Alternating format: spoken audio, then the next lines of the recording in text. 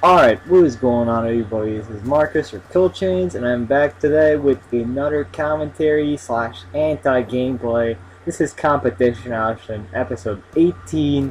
This is going to be a 2v3 against Much Away, Green Mouse, and Assassin's X Shots, but Much Away is now Z Luncheon for those who don't know. Just letting you guys know.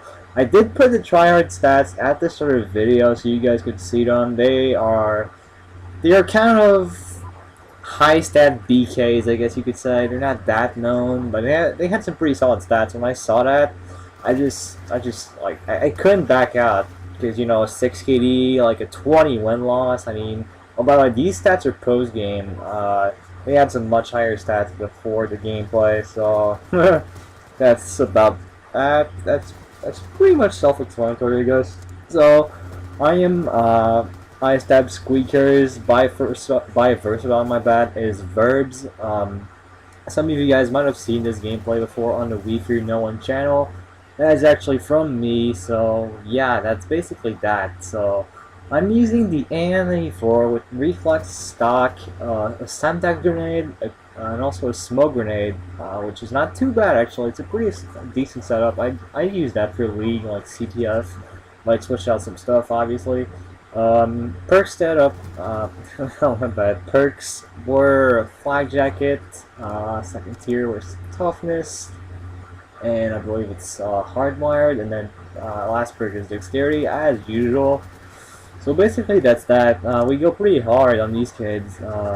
I think Verbs drops like 2 low stars, and I dropped like a VSAT at the end, and 2 of them actually dashboard. I'm not too sure which ones. I think the Green Mouse kid stayed in the entire time because he had the lower stats, but the 2 other kids dashboarded, so pretty embarrassing if you ask me. They had no excuse to lose 2v3, and they had no excuse to not know we were antis. I mean, my emblem says K defense. Like, what the fuck? And freaking Verb's emblem was saying you dash every day. I mean, can you make it less obvious that we're antis? I mean, obviously, these guys knew we were antis from the start, but I don't know what the fuck happened, but whatever. So, we're going to talk today about the remaining part of the commentary that didn't finish last time, which was my fears and the things I'm kind of happy about for Ghost. So like I said, last video I talked about excessive camping. Well, now I'm going to talk about sort of a counter to that and some other stuff allied to that. So first of all, I'm kind of glad Specialist is coming back. I know you won't be able to have the 35 perks. That's kind of crazy. But Specialist coming back is definitely one thing that will make me happy. Specialist, man. Who can say Specialist is like bad? I mean, you're a super soldier. You have like an instant freaking advantage over everybody in the lobby. Model Victory having all the perks at once. I mean, it was freaking awesome. But in this game, it's not going to be as good, I guess, because you're going to have to pick the perks you're going to have to take, and you won't be able to have a lot of perks on. I mean, it's going to be a limited amount. Even though you won't be able to get all the perks. I really doubt it. But yeah, that's basically for that. Specialist coming back. One thing I'm kind of fearing about that is Citrip. Obviously, they're probably going to fix the problems they had back in Model 3, which was the ridiculous ability to sound hole people with Citrip.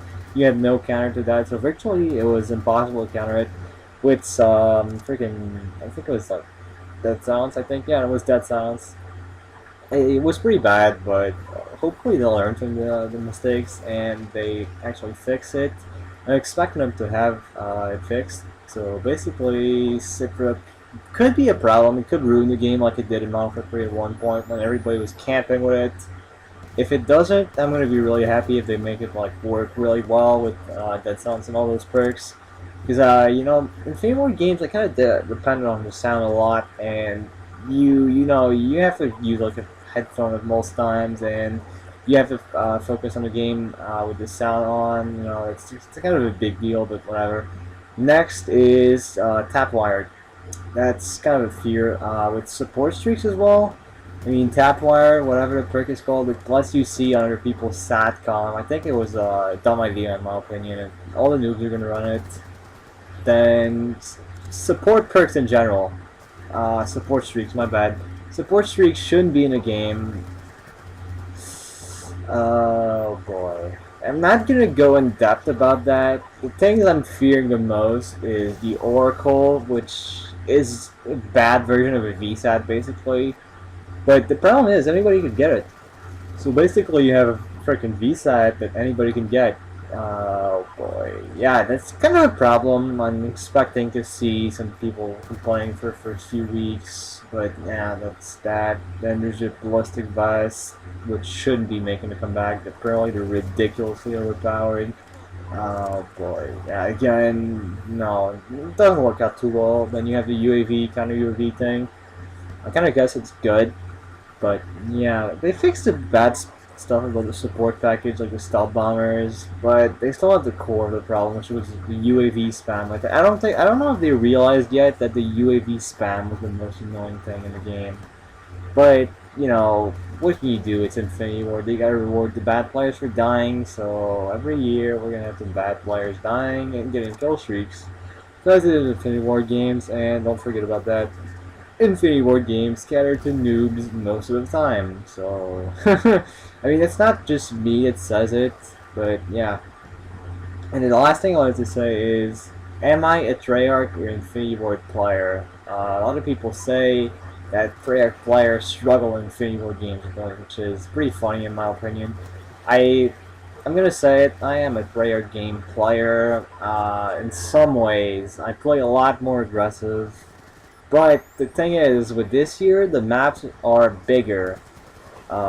Yeah, so basically it gives me a lot of room to rush and a lot of room to move around, which makes me kind of unpredictable, I guess you could say. So in a way, it kind of helps me out a bit, you know, because yeah, you know, people camp more and play a lot more defensive. But what happens this year is maybe it's going to be the rise of my playstyle, which is really an aggressive playstyle. I always rush and I'm always the one that goes for that speed, you know. There's four enemies. You know, some people just like would stay back and wait for them to push in and just push up at you to get the easy pickings, you know. And that's not me. I'm gonna rush them, you know. So hopefully it works out pretty well this year. The problem I had with BO2 sometimes was that the spawns were kind of messy. It was the same thing with Modern Warfare 3. I pushed up on the spawns. It was hard to flip. The spawn was strong. So basically, it was kind of hard, you know, like if people kept spawning, they would kill me eventually. But now, if the maps are bigger, you know, it's given me a lot of room to move freely, and a lot of room actually, my bad, to get a kill, run away for a bit, and come back to the enemy. So that's really nice. I honestly can't wait to see Ghosts. Not because I'm really pumped for it, but most likely because I guess I want to see people's reactions and getting mad more than me just being pumped. So that's kind of funny. That's kind of my personality, actually. Just yeah, I'm gonna go in depth with that, but that's basically that. So today's commentary should be over. If you guys did enjoy, be sure to leave a like, comment, and maybe subscribe. And my links will be in the description as always. And I'm out, guys. So peace.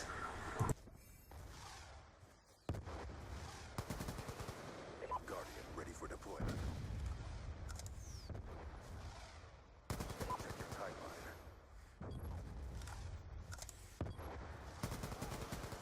Orbital VSAT awaiting orders. Changing. Orbital VSAT online.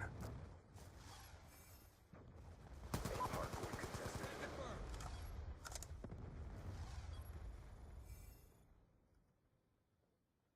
Gentlemen, that was textbook.